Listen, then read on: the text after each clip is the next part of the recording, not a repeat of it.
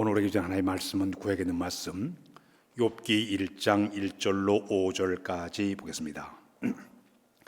욥기 1장 1절로 5절에 있는 말씀. 우수 땅의 욥이라 불리는 사람이 있었는데 그 사람은 온전하고 정직하여 하나님을 경외하며 악에서 떠난 자더라. 그에게 아들 7과 딸 3이 태어나니라. 그의 소유물은 양이 7,000마리요 낙타가 3,000마리요 소가 500겨리요 암나귀가 500마리이며 종도 많이 있었으니 이 사람 동방 사람 중에 가장 훌륭한 자라. 그의 아들들이 자기 생일에 각각 자기 집에서 잔치를 베풀고 그의 누이 3명도 청하여 함께 먹고 마시더라. 그들이 차례대로 잔치를 끝내면 욥이 그들을 불러다가 성결하게 하되 아침에 일어나서 그들의 명수대로 번제를 드렸으니 이는 욥이 말하기를 혹시 내 아들들이 죄를 범하여 마음으로 하나님을 욕되게 하였을까 함이라. 욥의 행위가 항상 이러하였더라. 아멘.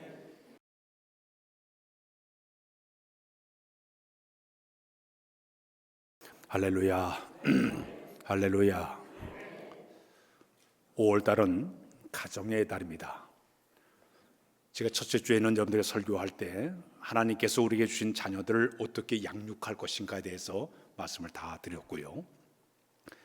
둘째 주일은 어버이 주일을 맞이해서 나를 낳으시고 길러주신 부모님을 어떻게 우리가 효도하고 공경할 것인가에 대해서 말씀을 다 전달을 했습니다. 지난 주일은 가정에서 가장 주인공이 부부이기 때문에 부부들이 어떻게 사는 것이 가장 아름다운 모습인가에 대해서 지난 주일 여러분들의 말씀을 다 드렸습니다. 이게 오늘 마지막이에요. 하나님은 우리의 가정들이 좀 더 화목된 가정, 즐거운 가정, 행복한 가정이 되기를 원하고 있는데 그는 우리의 가정을 어떻게 만들고 가장 행복하고 아름다운 가정이 될 것인가, 이것에 대한 말씀을 오늘 나누려고 합니다. 가족이란 말이 있는데요, 영어로 얘기하면 패밀리라고 얘기를 하고 있습니다. 이 패밀리라는 이 말 속에는 어떤 말이 들어가면 father, 아버지, mother, 어머니, 그 다음에 I love you, 사랑합니다, 그 말이 포함이 돼서 아버지, 어머니, 나는 당신을 사랑합니다, 그 단어에 한 자씩 뽑아가지고 패밀리라고 말을 만들었습니다. 외국 사람은 패밀리 하게 되면 아버지, 어머니, 나는 당신을 사랑합니다, 이것이 바로 패밀리라는 그 단어 속에 모든 것이 들어가 있습니다. 이 가정은 어떤 모습이 아름다운 모습이 될까요? 저는 전에 그 서울시에서 가족이 무엇인가에 대해서 설문조사를 했습니다. 그 설문조사 내용을 보게 되면 아름다운 가정의 모습을 4가지로 거기 설명을 하고 있습니다.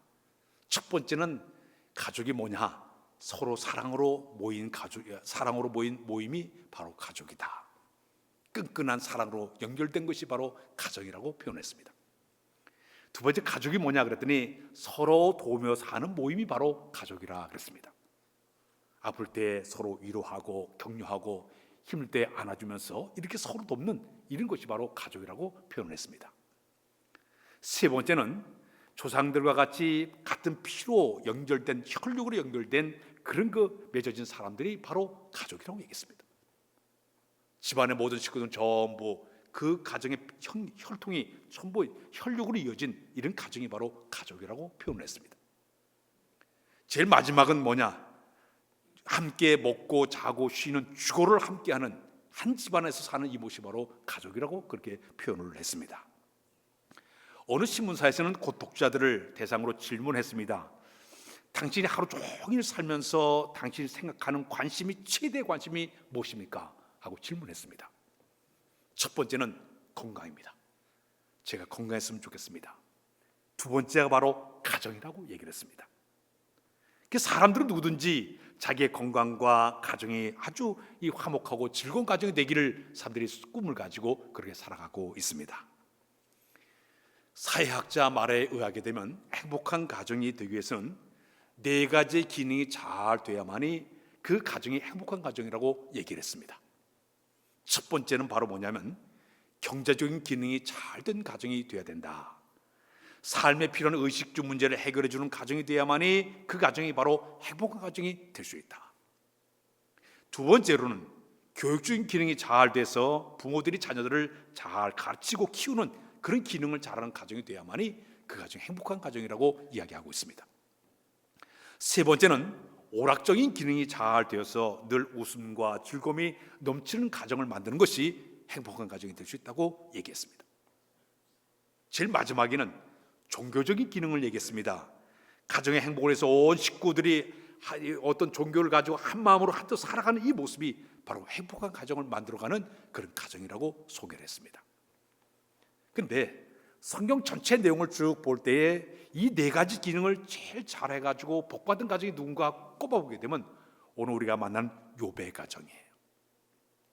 욥이라는 사람은 에돔 지역 우스 땅에 살던 사람이었죠. 굉장한 부자였습니다. 자녀가 아들 7명에다가 딸이 3명, 총 10명의 자녀를 거느리고 살았고 또 특별히 많은 종들을 거느리고 살았습니다. 특히 이 사람은 어떻게 살았냐면 아주 정직하게 살았습니다. 속이는 삶을 살지 아니했고 하나님의 계명대로 살려고 애를 쓰면서 살았던 사람이었습니다. 특히 이 사람은 하나님을 두렵고 떨리는 마음으로 잘 섬겼던 사람이었습니다. 심지어 성경 말씀을 보니까 악에서 떠난 사람이었다. 악은 조금도 생각지 않는 악에서 떠난 그런 삶을 살았던 사람이었습니다. 그래서 하나님께서 욥의 가정의 이 네 가지 기능을 어떤 방법을 통해서 축복을 하셨는가 딱 보게 되니까 아까 처음에 얘기했던 행복한 가정이 되기 위해서는 경제적인 기능이 잘 돼야 된다고 하는데 욥의 가정이 바로 이 경제적인 기능이 잘 된 가정이었습니다.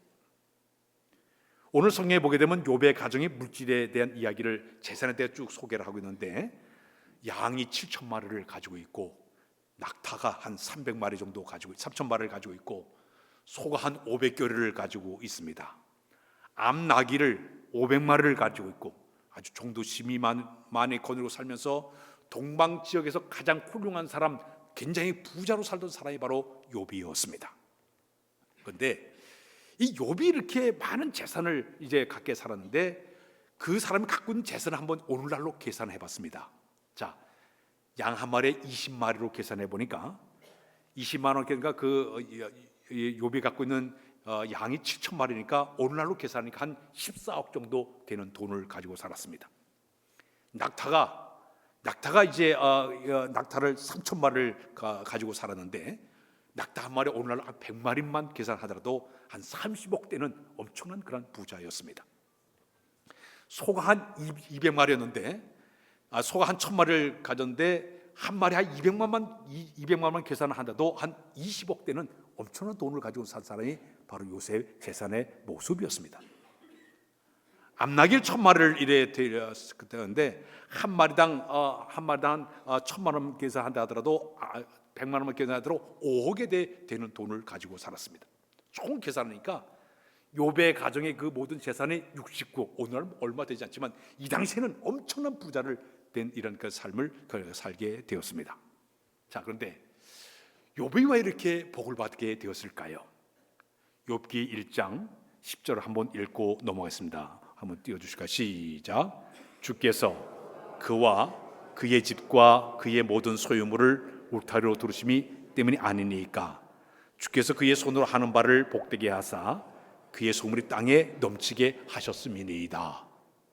오늘 이 말씀에 보게 되면 사탄이 하나님 옆에 나와서 하는 얘기예요.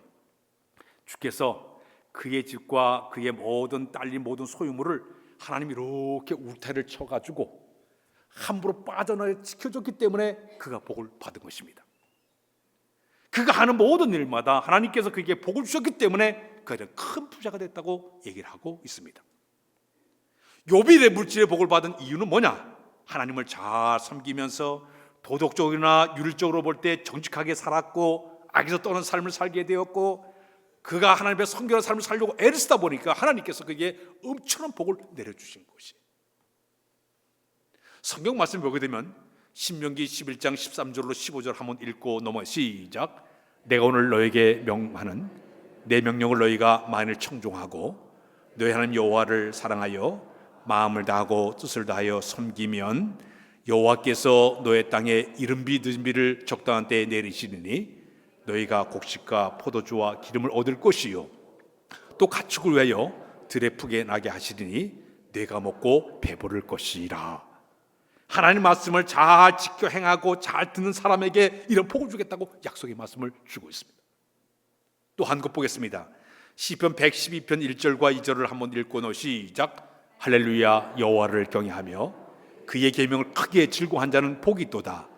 그의 후손이 땅에서 강성함이요 정직한 자를 후손에게 복이 있으리로다.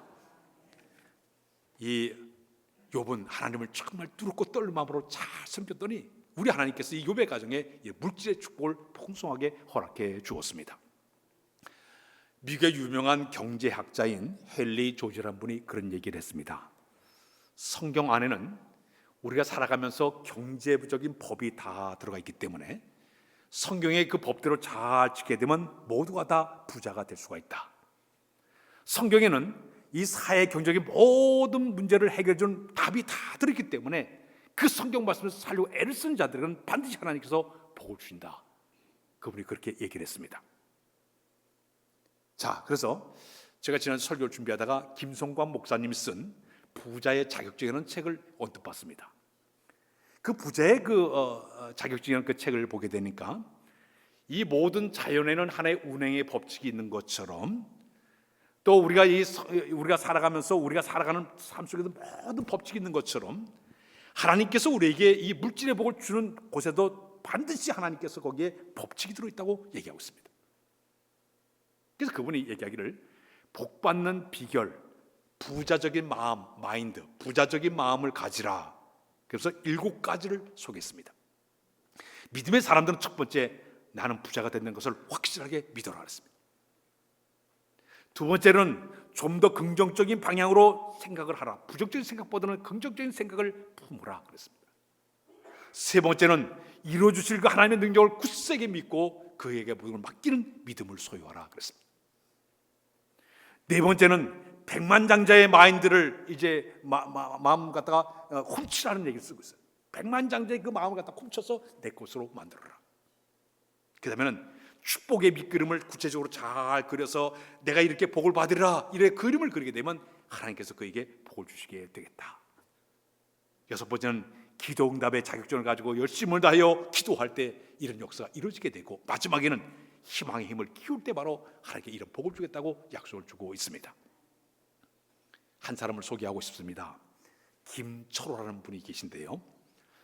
이분이 IMF 때 이제 부도를 맞아서 한순간에 모든 재산을 다 잃어버리고 말았습니다. 하루아침에 알거지가 되고 말았어요. 그래가지고 이제 그가 이제 살궁리를 하다가 이제 어떤 사람이 음식점을 좀 하면 이제 음식을 잘할 수 있으니까 요리 학원에 다니라고 얘기를 듣게 됩니다. 그가 요리 학원에 가가지고 요리를 열심히 배우고 또 이제 대학 정문 앞에 가서 호떡 장사하면서 열심히 살았습니다. 안타까운 일은 자기 부인이 너무 쇼크를 받아가지고 우울증으로 병원에 입원하기도 했습니다. 이 세 명의 아이들은 늦은 밤까지 부모님 집에 가지고 외롭게 지내는 그 모습이 너무너무 마음이 아팠습니다.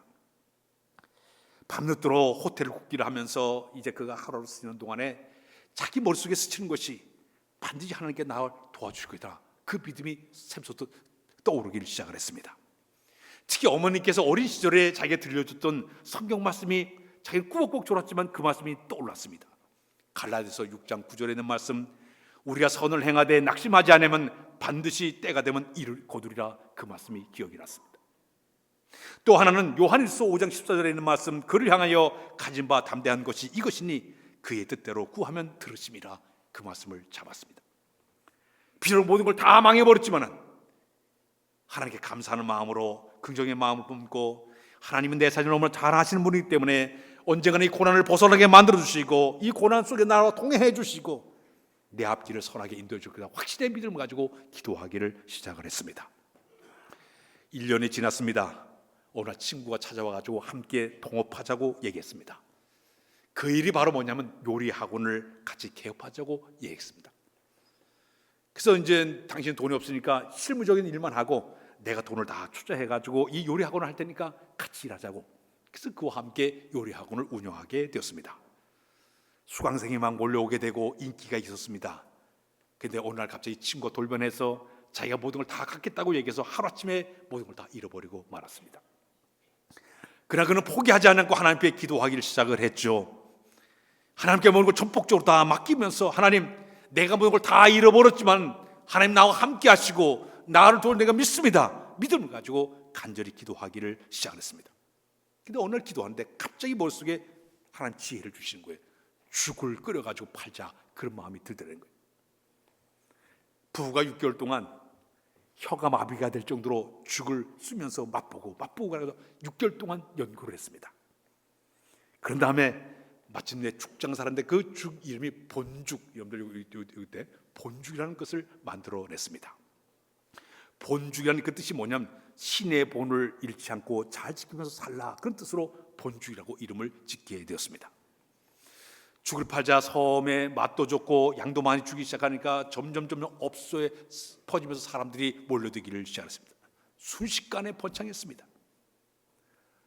지금 미국까지 진출하고 방송사에 그 성공사를 나가야 되니까 순식간에 번창해가지고 사방에 다른 나라까지 가서 죽을 파게 되어서 엄청난 그가 번창하는 복을 받게 되었습니다. 사랑하는 여러분, 여호와를 경외하고 신앙대로 사는 자들에게는 이런 경제적으로 사실의 모든 것을 우리 하나님 책임져 줄 줄로 믿습니다. 욥은 바로 여호와를 잘 경외하면서 신앙대로 살로 애를 썼기 때문에 물질의 복을 받아서 그가 풍요롭게 산 사람이 바로 욥의 생활의 모습이었습니다.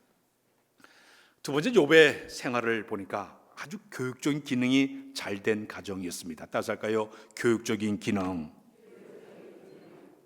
욥은 가정 안에서의 온 식구들의 교육을 시키는데 굉장히 신경을 많이 썼습니다.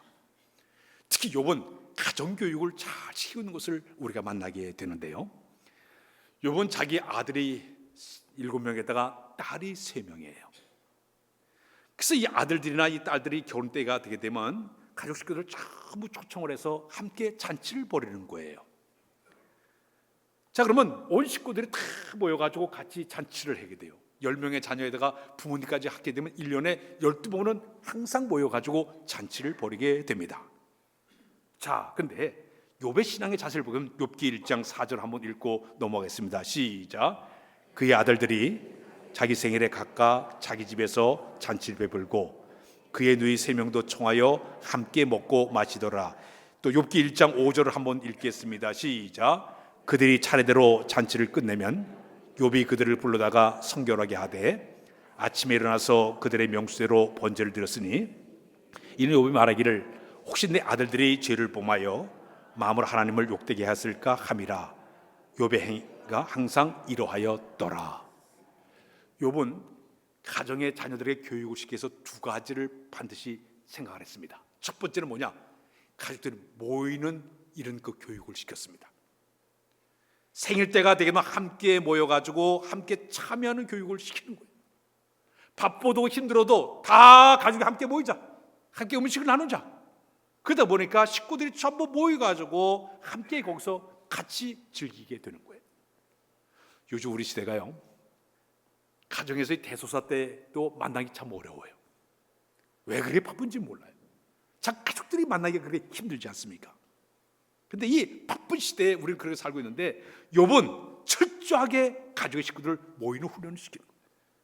현대그룹의 고 정주영 회장님도 아침마다 자기 아들들이 아침 식사는 자기 집에서 식사를 하고 출근하라고 해서 자녀들이 다 와가지고 함께 밥을 먹고 그들이 다 출근했다고 얘기하지 않습니까?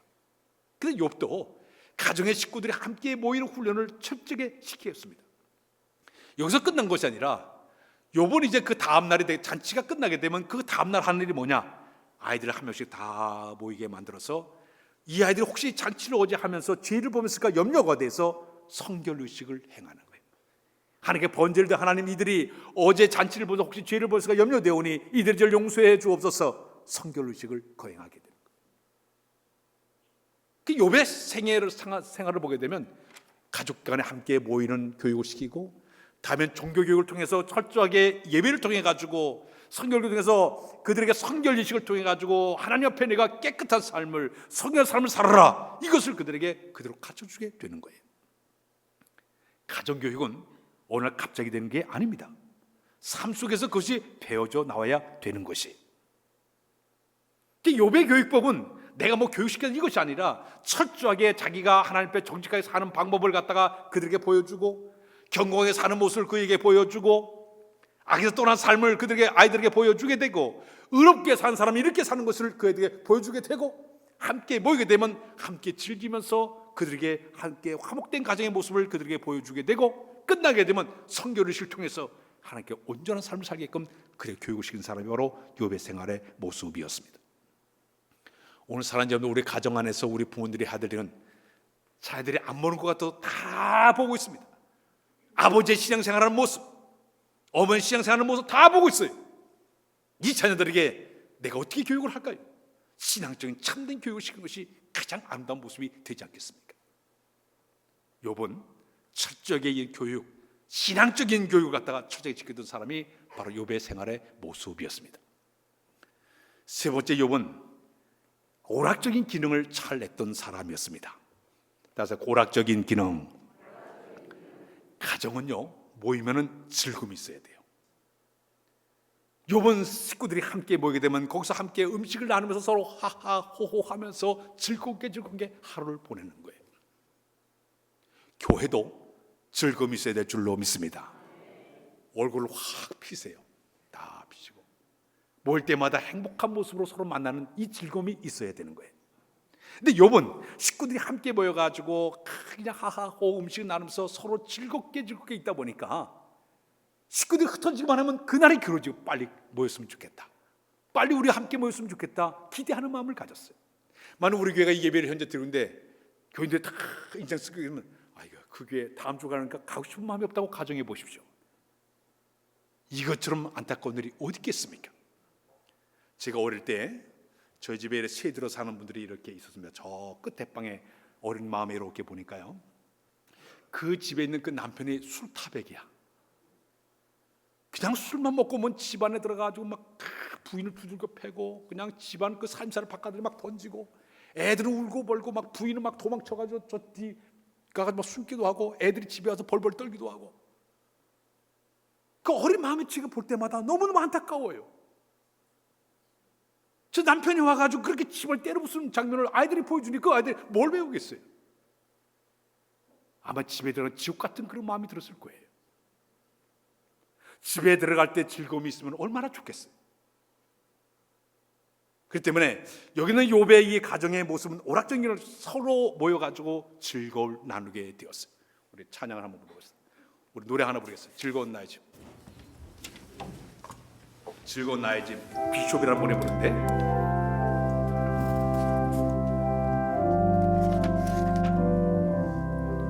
즐거운 곳에서 날 오라하여도 내 쉴 곳은 작은 집 내 집뿐이니 내 나라에 비린이 싫어도 꽃피고 새우는 집 내 집뿐이니 오 사랑 나의 집 즐거운 나의 돈 내 집뿐이니. 영국의 헨리 비숍이라는 분이 이걸 작곡을 했는데, 이 홈 스위트 홈의 이 노래가, 즐거운 나의 집 이 노래가요 1823년도에 모든 사람들에게 알려지면서 사람들이 그 노래를 그렇게 많이 불렀다고 해요. 40년 지난 다음에 미국의 남북 전쟁이 일어났을 때도 모든 군인들이 이 노래를 불렀다. 빨리 전쟁이 끝나게 되면 즐거운 나의 집으로 돌아가겠다, 그런 마음을 가지고 그렇게 노래를 불렀다고 합니다. 남북 전쟁이 끝난 다음에 이 노래가 너무나 좋아서 백안에다가 홈 스위트 홈이라고 사수를 떠가지고 크게 붙여놓고 우리 집은 즐거운 집이 된다, 그렇게 그 글을 붙였다고 합니다. 욥의 가정은 생일 때마다 함께 모여서 함께 놀고 음식을 먹고 즐거움을 갖다 보니까 모든 식구들이 그날이 그냥 즐거워지게 되는 거예요. 헤어지면 아쉬운 마음이 들게 되고 다시 만난 정겨운 마음을 가지면서 즐거운 가정 만든 것이 바로 아름다운 그 정과 미소가 있는 가정이 바로 욥의 가정의 모습이었습니다. 우리의 가정도 이런 가정 꼭 만들어 가시기를 바랍니다. 마지막으로 욥의 가정을 보니까 종교적인 기능이 잘 된 가정이었습니다. 따라서 종교적인 기능, 가정이 하나가 되고 가족 간에 큰 위로가 힘이 되는 방법이 있다고 하면 신앙 안에서 하나님 앞에 서 있는 모습이 가장 아름다운 모습이에요. 아버지와 아내와 모든 식구들이 하나님을 잘 섬기면서 하나님이 함께하는 가정, 한 중심의 가정을 만들 때 그 가정이 바로 아름다운 가정이 되게 되는 것이죠. 지구상 가장 건강한 가정을 꼽으라. 그럼 유대인의 가정이에요. 유대인들은요, 독일의 히틀러마저도 파괴하지 못한 엄청난 에너지가 있었습니다. 독일의 가정은, 유대인의 가정을 파괴하지 못한 원인이 어디 있는가 하면 그들은 매주마다 오늘 이 예배 드린 것처럼 안식일 때가 되면 합달라 의식을 행하게 됩니다. 전 식구들이 안식일 때는 전 식구들이 함께 식탁에 둘러 앉아야 됩니다. 아들이 군에 갔으면 그 자리에도 자리를 마련하고 음식도 차려놓습니다. 똑같이 촛불을 켜놓고 거기서 하나님 앞에 음식을 먹고 기도하고 성경 말씀 보고, 그 다음에 음식이 다 끝나고 나면 이야기할 때 법칙이 있습니다. 절대 남을 비판하지 말아라. 부정적인 얘기는 절대 하지 말아라. 단점보다는 상대방의 장점을 얘기하라. 그러다 이렇게 하다 보니까 매주마다 합달라 의식을 통해서 모여가지고 예배를 드리고 찬양하고 기도하고 음식 나누고 서로 친교하는 것이 이 가정을 지키는 하나의 원리였습니다. 욥은요, 이걸 철저하게 합달라 의식을 통해 가지고 가족의 모든 식구들이 제사장인 이 욥을 통해 가지고 온 식구들이 신앙에서 서로가 하나가 되게 되었습니다. 잔치 때에도 일주일마다 계속적으로 하나님 중심으로 이렇게 하다 보니까 우리 하나님께서 이 욥의 가정에 이 엄청난 복을 허락해 줬다는 이야기입니다. 오늘 여러분들의 가정은 어떤 모습입니까? 어떤 분은 용돈만 두둑히 주면은 학비만 잘 대주게 되면 아버지 역할을 다 했다고 착각하는 사람이 있습니다. 또 반대로 용돈을 적게 준다든지 학비를 잘 못 대주게 되면 무능한 아버지라고 생각하는 사람들이 많이 있습니다. 그럴까요? 유대인은 그렇지 않습니다. 유대인들은 이 좋은 부부가 어떤 사람이냐, 하나님 말씀을 잘 전달해 준 사람이라고 생각하고 있습니다. 유대인의 천재를 만들어낸 유대인의 가정의 모습을 보게 되면 가정의 역할이 얼마나 중요한지 하나님을 잘 섬기는 교육을 어릴 때부터 아이들에게 훈련을 시킵니다. 가령 저 천재 교육 시키는 아버지의 모습을 보니까 손주가 학교에서 이렇게 돌아오게 되면 할아버지가 쫓아나가서, 야, 사랑하는 내 손주에게, 사랑하는 손주야, 오늘 학교에서 뭘 배웠니? 물어봐요. 할아버지는 오래전에 공부를 해가지고 잘 기억이 안 나, 한번 얘기해봐. 그러면 손주가 가지고, 예, 첫째 시간은 국어 했는데 국어 시간에 뭐뭐 했고요, 둘째 시간은 수학을 했는데 뭐뭐 했고요, 넷째 미술 시간에 뭐를 했고요, 체육 시간에 뭐를 했고, 쫙 해가지고 다 얘기를 해요. 아, 너 참 설명 잘하네, 잘 알았다. 그 1,000원을 꺼내가지고 주는 거예요. 1,000원을 주면서 그냥 주는 것이 아니라, 얘야, 내가 용돈 주니까 반드시 11조를 떼거라. 그리고 거기다 얼마를 저금하라. 그렇죠. 매일매일 그렇게 해요. 아이는 가서 손주가 가지고 공부하고 돌아온 다음에 얘기하는 동안 복습이 돼가지고 머릿속에 딱 박히게 되고, 그리고 경제교육을 시키는 거예요. 하나님 섬기는 교육을 시키는 거예요. 1,000원을 주면서도 11조를 떼거라. 그리고 저금을 하거라. 경제교육과 신앙교육을 시키는 거예요. 그 아이가 자라가지고 위대한 이 천재적인 아이로 자라는 것이 유대인의 교육법의 하나의 모습이었습니다. 신앙으로 하나를 만드는 것은 우리의 꿈이 되어야 될 줄로 믿습니다. 목표가 되어야 될 줄로 믿습니다. 하나만 얘기 끝을 맺습니다. 지금부터 28년 전에 있었던 자기 부모를 잔인하게 살했던 폐륜적인 사건이 우리나라에 일어났습니다. 자기 부모님은 한약상을 하는 돈이 많은 부자였습니다. 특히 이 엄마 아버지는 신앙생활을 잘하는 독실한 안수지사님과 권사님 가정이었습니다. 아들이 하나가 있었는데 이 아들 하나가, 이 외아들이 고등학교 때 이제 열심히 교회를 다녀가지고 이 중고등부 학생회장이 되었습니다. 부모님은 교사로서 열심히 봉사하게 되었습니다. 어느 날 여름 수련회에 가지고 학생들이 다 모인 그곳에서 기도하다가 성령이 역사해서 이 아이가 성령 체험을 하고 막 방언하기를 시작을 했습니다. 그 아이가 모든 학생들이 보는 앞에서 이런 공중적으로 회개하기를, 나는 위선적인 사람이었습니다. 나는 학생회장인데도 불구하고 술과 담배를 내가 이제 먹었습니다. 내 죄를 회개합니다. 자신의 위선적인 것을 용서해달라고 많은 학생들 앞에 얘기했습니다. 부모님 속도 내가 많이 쓰겠습니다. 이제부터는 신앙생활 잘하겠습니다 하고 선포를 딱 했습니다. 자, 그런데 얼마 지나자 열심히 신앙생활하는 그 자녀를 본 이 부모님이 어느 날 이 아이를 불렀습니다. 야, 이제는 너 이제 고등학교 2학년 3학년 올라가면 공부 열심히 해 좋은 대학 갈 수 있으니까 이제부터는 교회 다니지 말고 이제 너 열심히 공부해. 근데 갑자기 학교를 갔다가 강남에 있는 학교에다가 돈이 많으니까 거기다 이 아이를 갖다가 학교를 전학을 시켰습니다. 당시에 그 100만 원, 28년에 100만 원 엄청난 돈을 주면서 아이를 돈을 투자해가지고 가해 공부를 시켰습니다. 이 아이는 그렇게 성령 체험도 했고 그렇게 뜨겁게 신앙생활했지만은 부모님의 강요에 의해 가지고 멀리 떠져 혼자 있다 보니까 아침에 교회 자기 집 바로 앞에 예배당에 7시에 가지고 예배를 들어가기엔 꼬박꼬박 쪼는 거예요. 어떤 날은 잠자다가 예배당 못 나가는 거예요. 서서히 그의 신앙의 불이 점점 사라지기를 시작했습니다. 그러자 이 아이가 술에 담배에 손을 대기를 시작했습니다. 마침내 이제 대학을 시험을 봤습니다. 4년대 대학에 떨어지고 저 지방에 있는 전문학교에 그가 가게 되었습니다. 이 부모님이 이 망할 놈의 자식 그렇게 돈을 많이 투자해가지고 공부를 시켜놨는데 네가 이렇게 공부를 못해가지고 저 지방을 가? 야단법석했습니다. 돈이 많으니까 이 부모님이 이 아이를 갖다가 돈을 들여가지고 저 미국 LA로 이 아이를 유학을 보냈습니다. 이 아이가 미국에 유학 가자마자 공부는 안 하고 라스베가스에 가가지고 맨날 가서 도박하기 시작했습니다. 카드를 긁어가면서 열심히 도박하기를 시작을 했습니다.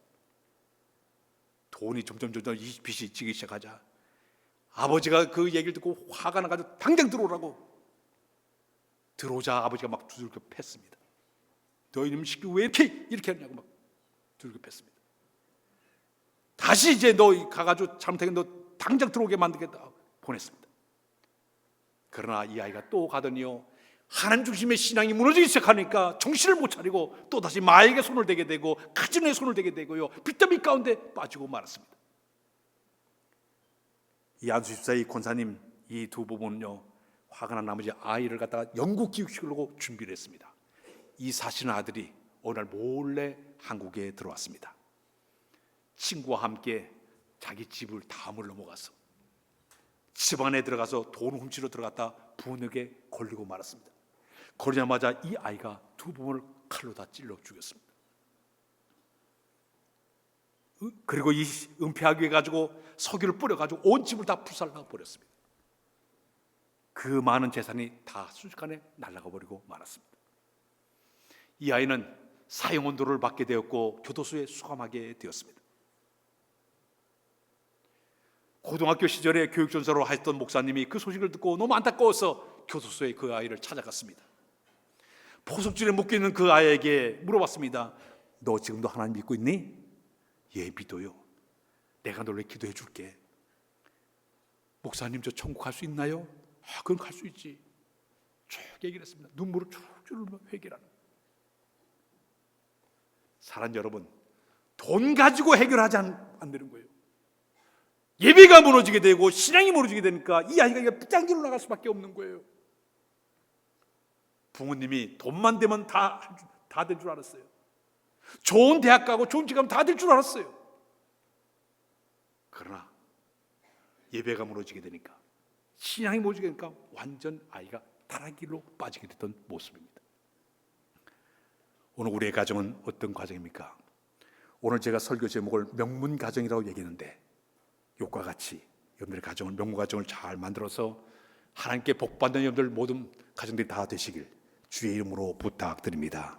기도합니다. 하나님, 저희들의 귀한 가정을 선물로 주신 것을 감사합니다. 욥의 가정들이 잘 되기를 원하오니 하나님을 잘 섬기며 믿음으로 살도록 인도하여 주옵소서. 복된 가정 만들어 가도록 은혜 베풀어 주옵소서. 예수 그리스도의 이름으로 기도하옵나이다. 아멘.